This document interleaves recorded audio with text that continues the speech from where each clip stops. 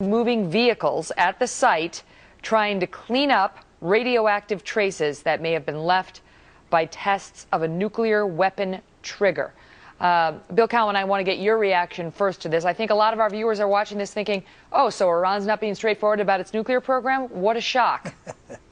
Megan, I've been on with Fox for at least 5 years talking about Iran's nuclear weapons program, and they have yet to be honest about anything that deals with it. What's probably most interesting about this report is people need to realize this is not America that's saying that.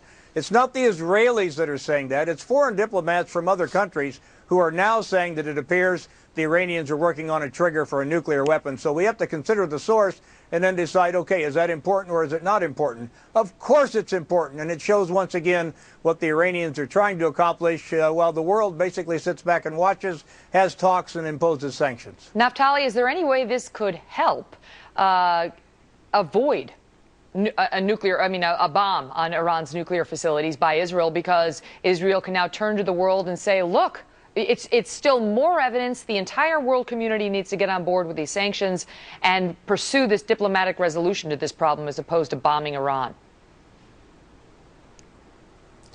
Well, Megan, as the UN inspector said this morning, the Iranians are testing a neutron generator. Now, you don't use a neutron generator in order to make popcorn. It's got only one use, and that's to detonate a nuclear weapon.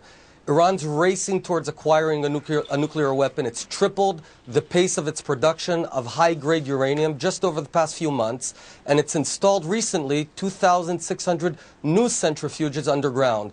In the meantime, the sanctions are way too slow and way too soft to stop Iran. What's needed now is devastated, I'd almost say shock and awe type sanctions that'll bring Iran to the brink of its collapse. And that means two primary things. A, sanctions now in March, not in June.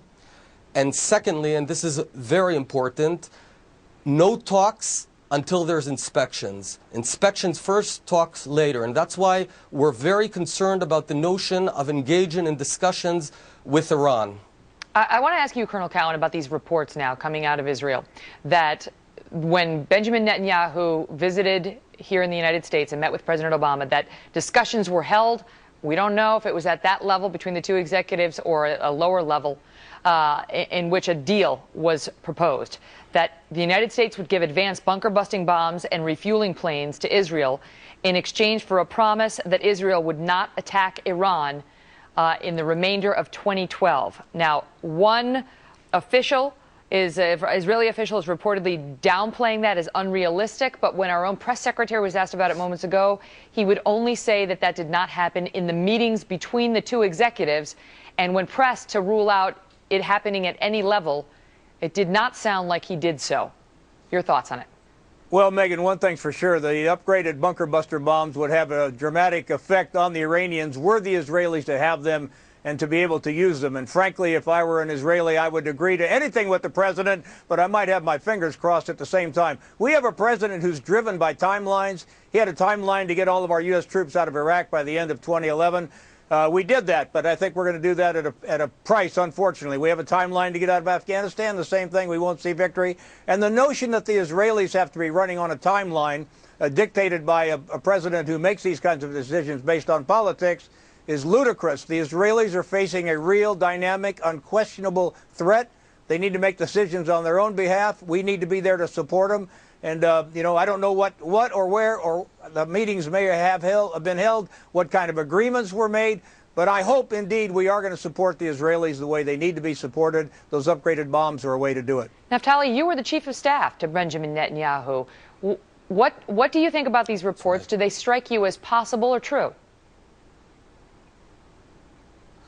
I don't see any situation in which Netanyahu and the Israeli people would outsource Israel's security and, in fact, very existence to President Obama or to America.